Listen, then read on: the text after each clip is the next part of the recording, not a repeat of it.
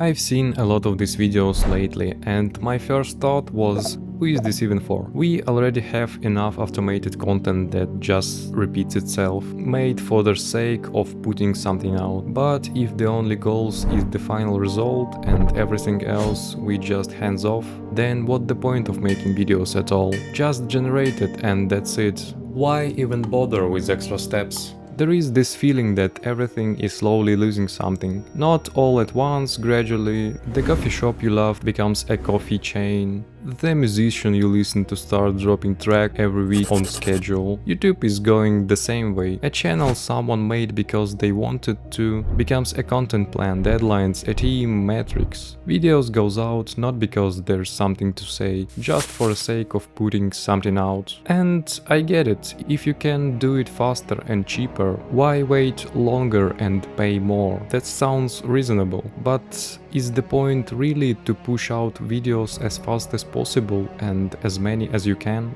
Every AI company and every influencer covering the space wants to make the technology sounds a little better than it is. And we end up with the people who believe it and go tell everyone that AI can just do everything for you, almost never having tested it on a real project. I remember my own cases. I need to make background more bright, and first few images from AI, it's not what I'm actually looking for.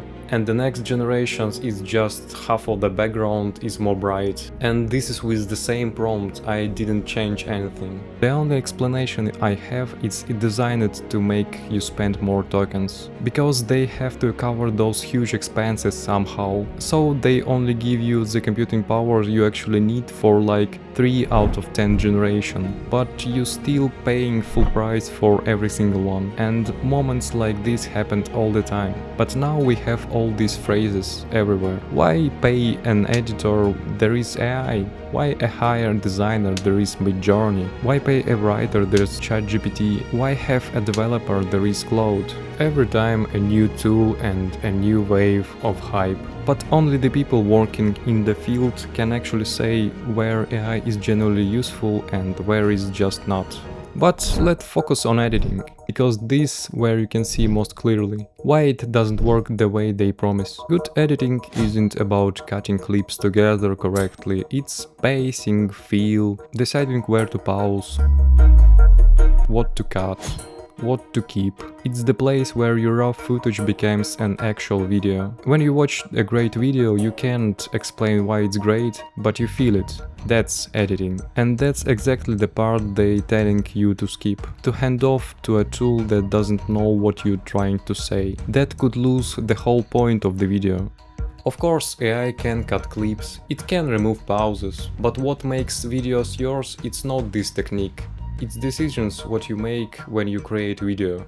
And this would be personal choice of everyone if it weren't for the one thing. People hear YouTube is a business, and their entire approach to making videos instantly shifts into this corporate business first mindset. It becomes all about pumping out more videos, more product, and actual process of creation is treated as just a waste of time that gets in the way of the efficiency. But wait a second. If you strip your own identity out of the video, what actually left? A talking head with exact same style of editing as everyone else. Content that everyone could have made, it's just conveyor belt with nothing at the end. What's real on YouTube is your perspective, your skills, your passion. The simple fact that you actually having fun making those videos. That is what YouTube is. The stuff that only you can do. And that's exactly what people keep coming back to watch. I'm not against AI, genuinely.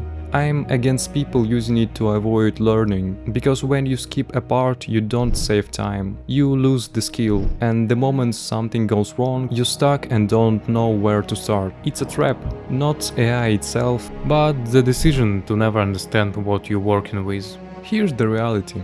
Getting the exact same result as you want from AI is a whole different beast.